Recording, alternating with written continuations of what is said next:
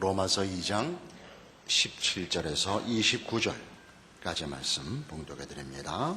로마서 2장 17절부터의 말씀입니다.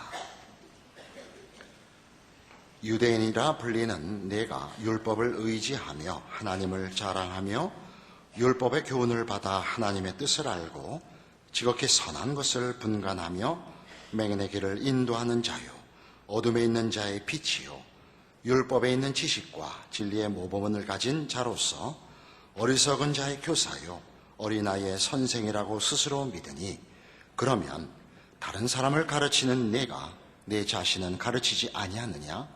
도둑지 말라 선포하는 내가 도둑질하느냐? 간음하지 말라 말하는 내가 간음하느냐? 우상을 가증히 여기는 내가 신전 물건을 도둑질하느냐? 율법을 자랑하는 내가 율법을 범함으로 하나님을 욕되게 하느냐? 기록된 바와 같이 하나님의 이름이 너희 때문에 이방인 중에서 모독을 받는도다. 내가 율법을 행하면 할례가 유익하나 만일 율법을 범하면 내 할례는 무할례가 되느니라. 그런즉 무할례자가 율법의 규례를 지키면 그 무할례를 할례와 같이 여길 것이 아니냐. 또한 본래 무할례자가 율법을 온전히 지키면 율법 조문과 할례를 가지고 율법을 범하는 너를 정죄하지 아니하겠느냐. 무릇 표면적 유대인이 유대인이 아니요 표면적 육신의 할례가 아니니라. 오직 이면적 유대인이 유대인이며 할례는 마음에 할지니 영에 있고 율법 조문에 있지 아니한 것이라. 그 칭찬이 사람에게서가 아니요 다만 하나님에게서니라.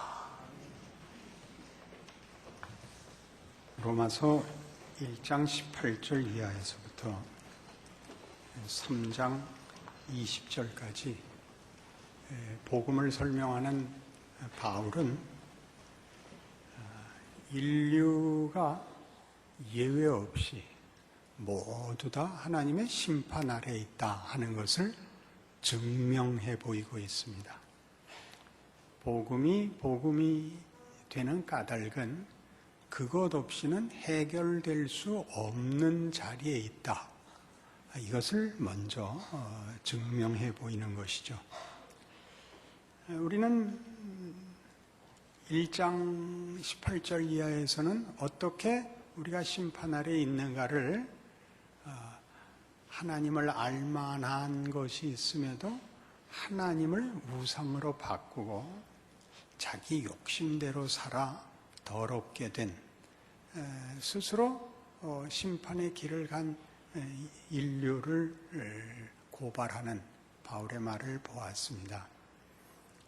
2장에 들어와서는 그것이 남들 잘못하는 거 보고 그거 잘못하는 거다. 그러면 안 된다. 그러면 그 사람은 괜찮은 사람이 아니라 그러면 안 된다를 안 하고 그러면 어떻게 살 것인가에 답이 있어야 된다가 2장 얘기입니다. 그러니까 2장 13절 하나님 앞에서는 율법을 듣는 자가 의인이 아니요 오직 율법을 행하는 자라야 의롭다 하심을 얻느니라 이렇게 얘기했죠. 그러니까 아는 것, 지식이 실체가 아니라 그것을 행하는 자가 실체가 되는 겁니다. 모르면 실체가 될 수 없고 아는 게 실체가 아니라 아는 걸 행해야 드디어 자신이 그 실체가 되는 것입니다. 여기 오늘 17절 이하의 말씀은 이 일에 이렇게 모두가 심판 아래 있다는 이 말에 이 의를 제기할 사람들 한 부류가 있기 때문에 그것을 다루는데 그것이 유대인입니다. 유대인들은 우리는 선민이고 하나님의 율법을 받았으며 할례를 갖고 있으니 우리는 하나님의 심판 아래 있을 리가 없다 라는 질문과 도전이 가능하다 라는 그 전제 아래서 어떻게 유대인도 동일하게 심판 아래 있을 수밖에 없는가를 증명하고 있습니다. 예레미야 7장으로 가보시죠.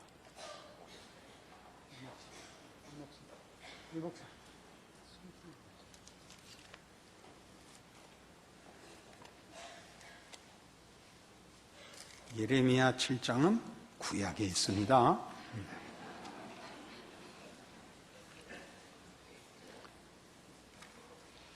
예레미야 7장 구약 성경 1060페이지네요. 1절부터 봅니다. 여호와께서 예레미야에게 말씀이 임하니라. 이르시되 너는 여호와의 집 문에 서서 이 말을 선포하여 이르기를 여호와께 예배하러 이 문으로 들어가는 유다 사람들아, 여호와의 말씀을 들으라. 만군의 여호와 이스라엘의 하나님께서 이와 같이 말씀하시되 너희 길과 행위를 바르게 하라. 그리하면 내가 너희로 이곳에 살게 하리라. 너희는 이것이 여호와의 성전이라, 여호와의 성전이라, 여호와의 성전이라 하는 거짓말을 믿지 말라. 너희가 만일 길과 행위를 참으로 바르게 하여 이웃들 사이에 정의를 행하며 이방인과 고아와 과부를 압제하지 아니하며 무죄한 자의 피를 이곳에서 흘리지 아니하며 다른 신들 뒤를 따라 화를 자초하지 아니하면 내가 너희를 이곳에 살게 하리니 곧 너희 조상에게 영원 무궁토록 준 땅이니라. 이렇게 꾸짖고 있습니다. 예레미야 선지자를 일으켜 성전문 앞에 서서 이것이 여호와의 전이라, 이것이 여호와의 전이라. 그게 무슨 말이죠? 우리가 지었다, 우리가 지었다. 네가 하나님께 성전을 바치면 네 임무가 끝나고 내가 하나님으로부터 호의를 받는 것의 전부라고 생각하지 마라. 나에게 성전을, 나를 위하여 성전을 짓고 와서 제사를 할, 나를 알고 내 앞에 엎드릴 지식과 신앙이 있거든. 그것의 실체를 보여라. 여기 있는 대로 고아와 과부를 압제하지 않고 무죄한 자의 피를 흘리지 않는, 그것이 선행이기 때문에 하라는 것이 아닙니다. 그것이 하나님이 가지시는 속성, 기뻐하시는, 우리를 부르시는 실체의 본질입니다. 자비와 정의, 그걸 행하지 않고 다른 무엇으로 그 내용을 소유할 수 없다고 얘기하는 장면입니다.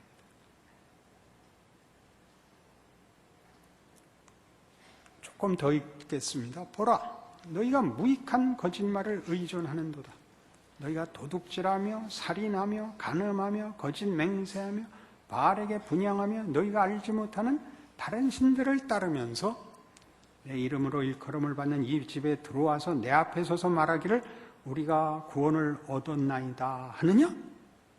이게 옛날 표현이라 완곡하게 되어 있는데요. 이게 아주 서슬이 퍼런 말이죠. 너희들이 도둑질하고 살인하고 거짓 맹세하고 우상 숭배하면서 성전에만 들어오면, 와서 제사만 드리면 우리는 할 거 다 했다 그러느냐? 말이 되느냐? 이런 겁니다. 현대어 번역을 제가 한번 쓸 작정입니다. 시퍼런 현대 성경 이런 거 하나 쓸. 그러니 여러분 조심하셔야 될 문제죠. 유대인이 선민이라는 지위, 율법을 가지고 있고 할례를 베풀었다는 것이 실체를 대신할 수 있느냐? 실체의 증거가 될 수 있느냐? 그렇지 않다. 본문에 돌아와 보시면 확실해지는데 이 표현을 본문에서 이렇게 똑같이 쓰고 있습니다.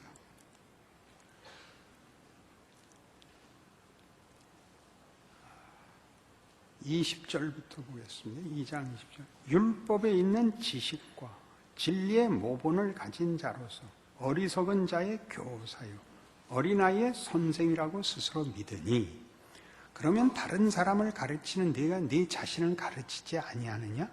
도둑질하지 말라 선포하는 내가 도둑질하느냐? 간음하지 말라 말하는 내가 간음하느냐? 우상을 가증히 여기는 내가 신전 물건을 도둑질하느냐? 율법을 자랑하는 내가 율법을 범함으로써 하나님을 욕되게 하느냐? 놀랍지 않아요? 하나님을 안다, 하나님의 뜻을 따라 산다, 우리는 선민이다 라고 말하는, 하나님을 섬기는 법으로 제시된 그 가장 중심이 되는 십계명을 생각해 보십시오. 나 외에 다른 신을 두지 마라. 피조물의 형상으로 신을 만들지 마라. 내 이름을 망령되이 일컫지 마라. 이 모든 걸 범하지 않았습니까? 율법을 가지고 있는데 그걸 행해서 자신의 실체로 만들지 못했습니다. 유대인들도 예외가 아니다. 이 예레미야 7장의 경고는 너희는 내가 실로에서 행한 일을 회고해보라 라는 말로 이어지는데, 실로에 행한 일이라는 건 사무엘상 4장에 나오는 이 사건입니다. 유명한 사건이죠. 보아두고 다시 기억할 필요가 있습니다. 구약성경 413페이지입니다.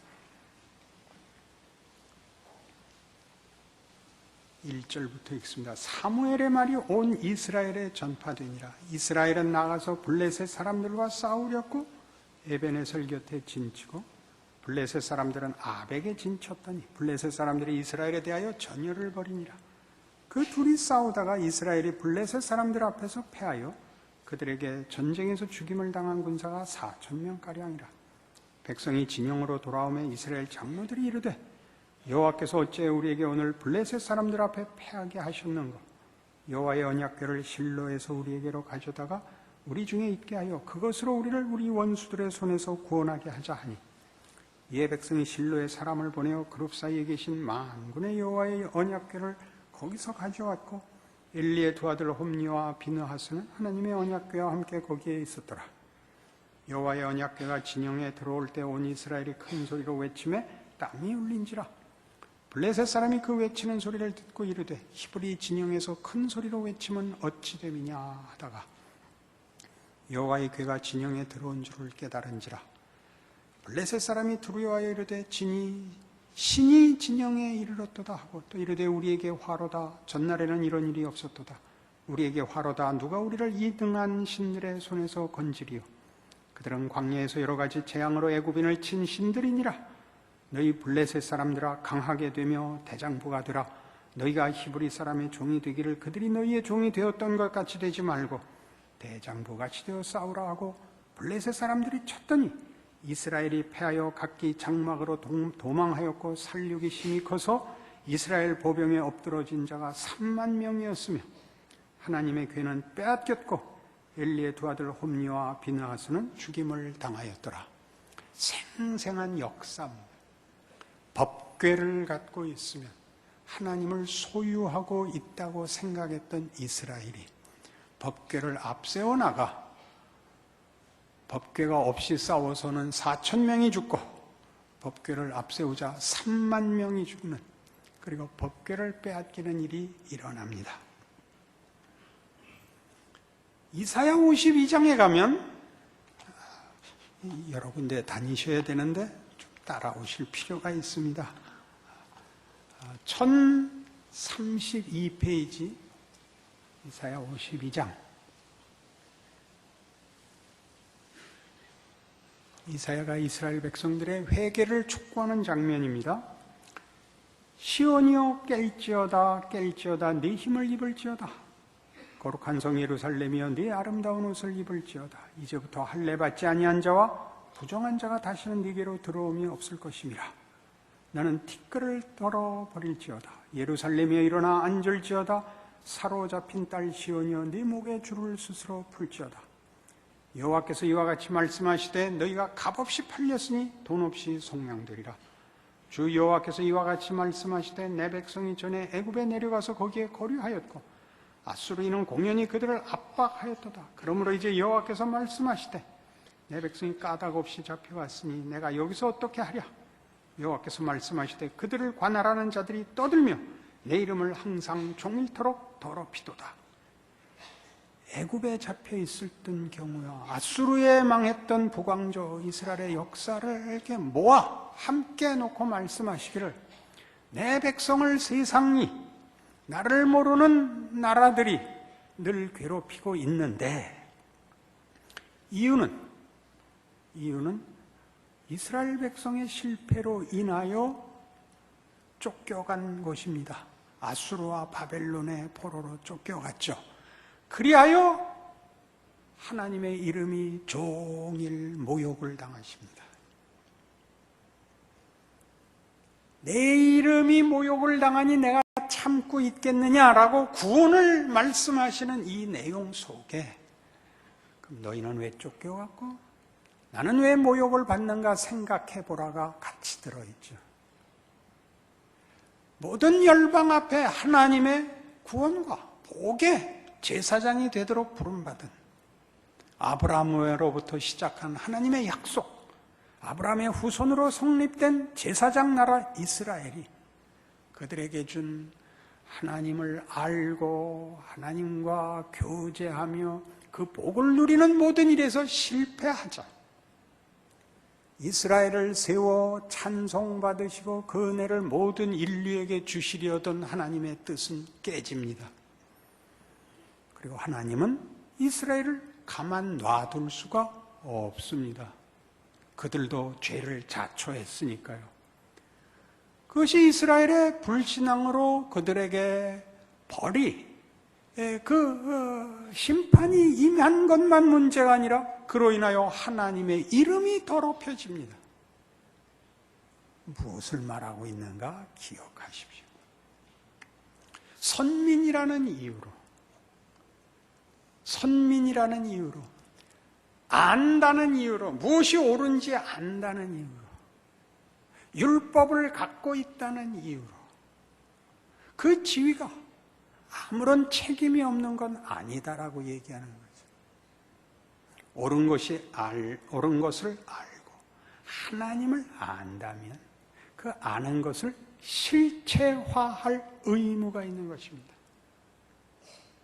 지식에 있어서도 지식을 자신에게 적용하여 자신을 만들어내지 못하면 그것이 본인에게 부끄러움이 되듯이, 허풍쟁이가 되듯이 이스라엘 백성에게 있어서 하나님을 알고 하나님을 섬긴다는 말은 그것을 실체화하여 자신들을 하나님의 자녀라는 하나님의 의지와 목적에 맞게 스스로를 하나님께 맡겨 인류가 스스로 만들 수 없는 하나님의 목적을 그 은혜로 만들어내지 않는다면 그들은 책임에 전혀 자격이 없는 불성실한 자들이 되는 것입니다. 그것이 이스라엘 역사가 바벨론 포로로 예수님이 오시기까지 막막한 세월을 지나야 했던 가장 큰 이유입니다. 오늘날 우리 성도들에게도 그 인생이 막막해 보이는 이유는 아는 것을 자기 것으로 만드는 그 싸움, 예수를 믿는다는 말, 십자가를 따라간다는 말을 자기 것으로 만드는 일에 실패하는 까닭입니다. 믿었고 십자가를 알고 있으니 책임은 없고 보상만 있다고 쉽게 생각하는 그 스스로 자신을 속인, 스스로가 만든 낙관 속에 아마 길을 잃고 있는 것이 아닐까, 그렇게 오늘 지적하고 있습니다. 1279페이지 아모스서 5장에 가시면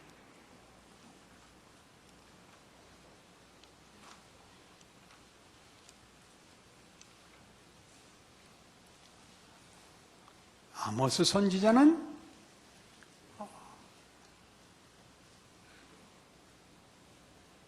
멸망을 앞에 둔 이스라엘을 향하여 이렇게 나중에 줄줄이 일어났던 선지자들 중에 하나로서 이런 경고, 이런 꾸중을 합니다.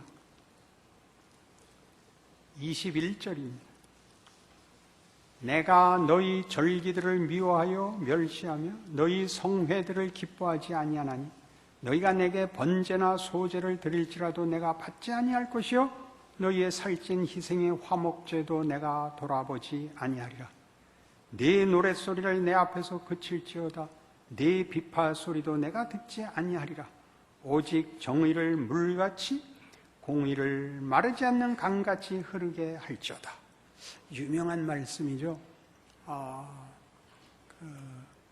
기독교 신앙을 가지고 사회를 어떻게 건강하게 더 낫게 만들려고 할 때 가장 자주 쓰는 이 인용입니다.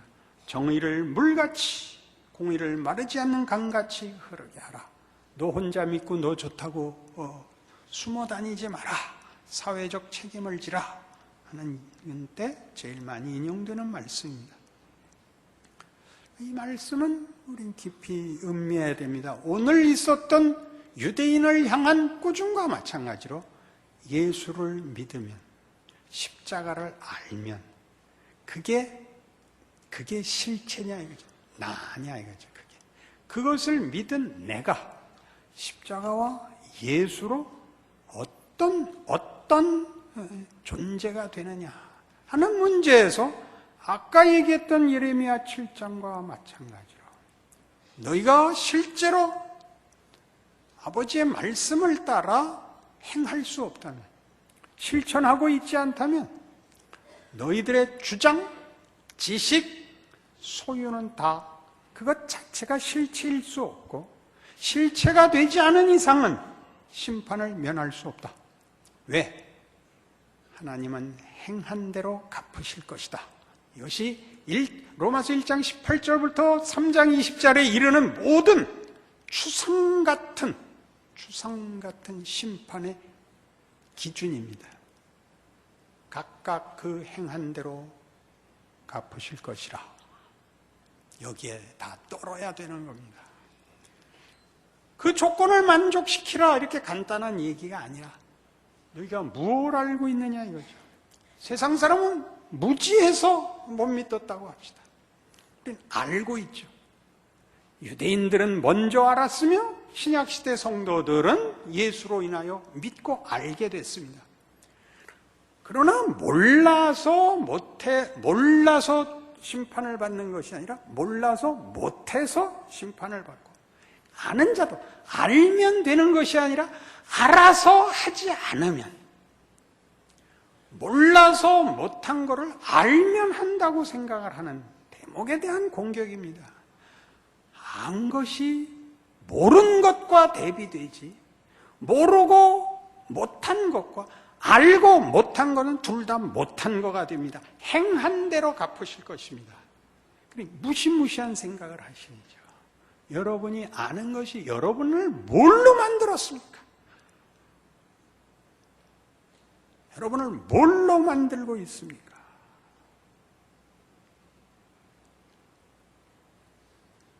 아모스가 이스라엘 백성을 정말 돌이키게 하기 위해서 선지자로서 우리 잘 아는 세례 요한같이 나가 정말 피를 토하며 외칩니다. 하나님의 말씀을 전합니다. 우리는 그것만 줍니다. 피를 토했다. 세례 요한을 봐라. 이렇게 얘기하면 우리 몫이 없어지더라니까요. 예수를 그따위로 믿어서 되냐? 그러면 그게 그 사람의 본체가 아니라니까요. 성경이 얘기하는 것 같이 너는 사랑을 하냐? 인내를 하냐? 온유하냐? 겸손하냐? 그렇게 묻는 거예요. 하나님이 그 아들을 보내 우리를 구원하시는 그 구원이 가지는 실제적인 내용이에요. 알게 하는 것이 아니라 우리 것이 되게 하려고 하시죠. 하나님이 베푸시는 은혜, 우리를 향한 구원은 매우 구체적이라서 그 구원은 성육신으로, 인간으로 찾아오십니다. 더 이상 구체적일 수 없죠. 어떻게 하면 더 이상 구체적이겠습니까? 하늘에 무지개가 가득 찬다. 은하수가 가득 흐른다. 땅이 쪼개지고 가운데서 용암이 솟는다. 무엇이 가장 여러분에게서 실제적이겠습니까? 같은 인간으로 오는 것보다 더 무서운, 더 분명한 실체가 어디 있습니까? 구체적으로 찾아오사 우리의 삶을 사시고 우시고 고통스러워하시고 죽으시고 부활하십니다. 우리도 마찬가지죠. 너도 내가 준 말씀, 내가 믿었다는 내용들을 살고 죽고 부활해라 이렇게 묻는 것입니다. 그래서 여러분 이것도 나가서 우리 목사님 설교 최고야. 그렇게 살고 죽고 부활하래 이러고 말 것입니다. 장담하건대 그럴 것입니다. 그러니 내가 얼굴을 펼 수가 없습니다. 죽여버리고 끝이 나야 됩니다. 빌립보서 2장으로 갑니다.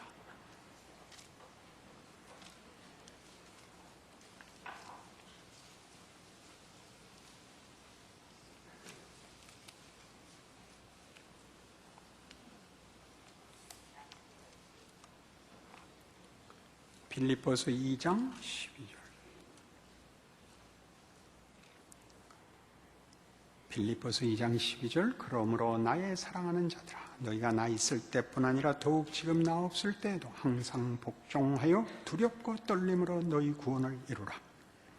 너희 안에서 행하시는 이는 하나님이시니 자기의 기쁘신 뜻을 위해 너희에게 소원을 두고 행하게 하시나니 모든 일을 원망과 시비가 없이 하라. 이는 너희가 흠이 없고 순전하여 어그러지고 거스르는 세대 가운데서 하나님의 흠없는 자녀로 세상에서 그들 가운데서 빛들로 나타내며 생명의 말씀을 밝혀 나의 다름질이 헛되지 아니하고 수고도 헛되지 아니하므로 그리스도의 날에 내가 자랑할 것이 있게 하려 함이라. 두렵고 떨림으로 너희 구원을 이루라. 그 쉬운 거 아니다 이렇게 말씀하는 셈입니다.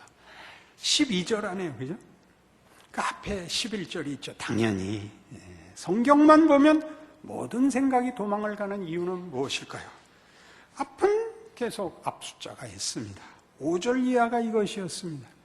너희 안에 이 마음을 품으라. 곧 그리스도 예수의 마음이니 그는 근본 하나님의 본체시나 하나님과 동등됨을 취할 것으로 여기지 아니하시고 오히려 자기를 비워 종의 형체를 가지사 사람들과 같이 되셨고 사람의 모양으로 나타나사 자기를 낮추시고 죽기까지 복종하셨으니 곧 십자가에 죽으심이라.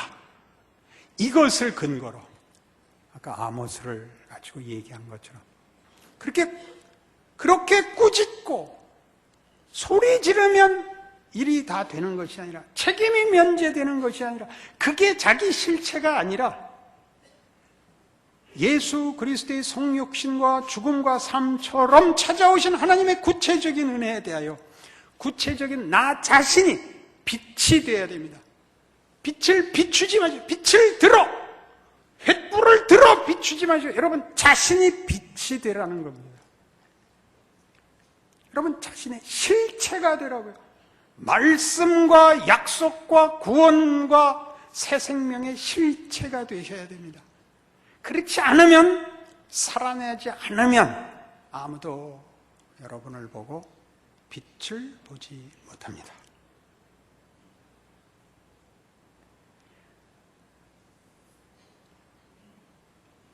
우리가 기독교 2000년 역사 동안에 뭘 했냐면 기독교가 유대인 경멸했습니다. 예수 못 박은 것들. 그렇게는 정체성이 확보되지 않습니다. 복음서를 보면 바리새인들 그러면 내 정체성이 완성이 된 게 아니고 유대인의 실패를 반복하지 않는 길을 가야죠. 말씀을 갖고 있지 않고 말씀을 살아내야죠. 바리새인같이 표현이 의가 아니라 내용이 의가 되어야죠. 포장이 전부가 아니라 내용이 차야죠. 우린 자꾸 글로 갑니다. 그러니까 이 싸움은 실천의 유무를 따지는 것이 아닙니다. 지금 신앙에서 가장 중요한 것은 실천의 유무가 아니라 실체의 의무를 얘기하는 것입니다. 실천의 유무가 아니라 이 환갑이 지난 다음부터는 말이 제대로 안 나와서 실체의 의무를 가지시라고요. 내가 믿고 내가 고함 지르는 것이 나냐? 가장 사소한 도전에 그걸 실어내고 있느냐?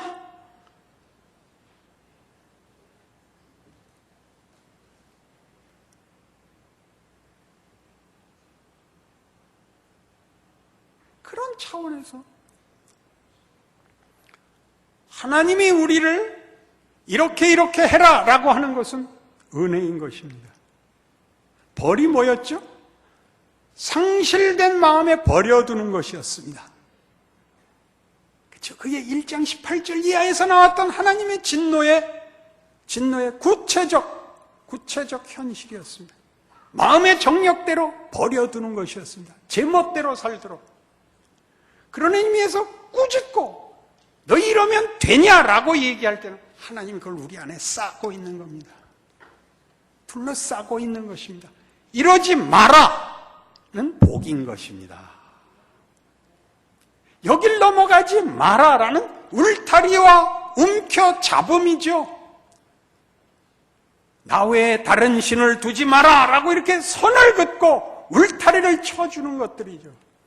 우린 여기서 벗어나 그걸 외우고 주장하고 고함 지르는 것으로 대신하고 있는 것입니다.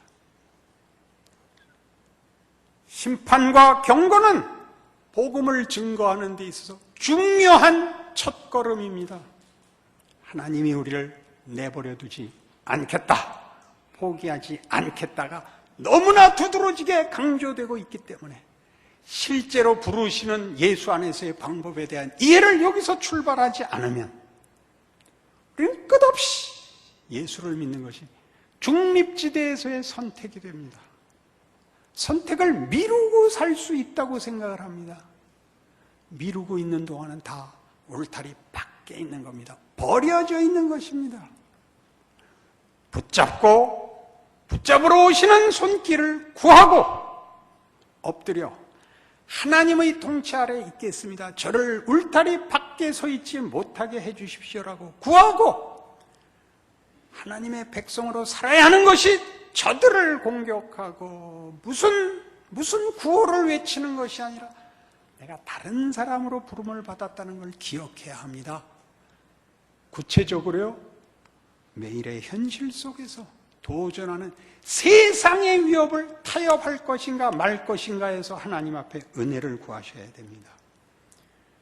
고린도후서 5장 11절과 20절과 21절을 묻고 제가 바울의 이 깊고 깊은 그의 고백을, 그의 비는 마음을 이렇게 합해서 이렇게 요약했습니다. 내가 주의 두려우심을 알므로 너희를 권하노니 너희는 하나님과 화목하라.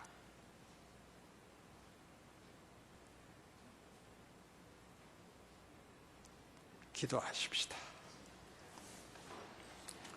하나님 아버지, 하나님과 화목하려면 순종해야 됩니다. 하나님을 아버지라 부른 이상 무릎 꿇어야 합니다. 그것은 굴복도 아니고 구속도 아니고 손해도 아닙니다. 거기서만 생명과 진리가 나오고 의미와 가치와 자랑과 기쁨이 흘러나옵니다. 어찌 생명이 우물가를 떠나겠습니까?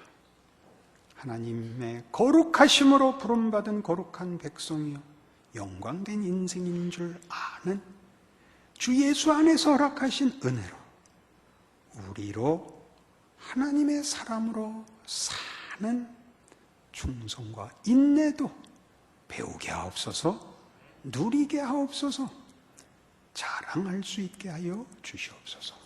예수님 이름으로 기도합니다.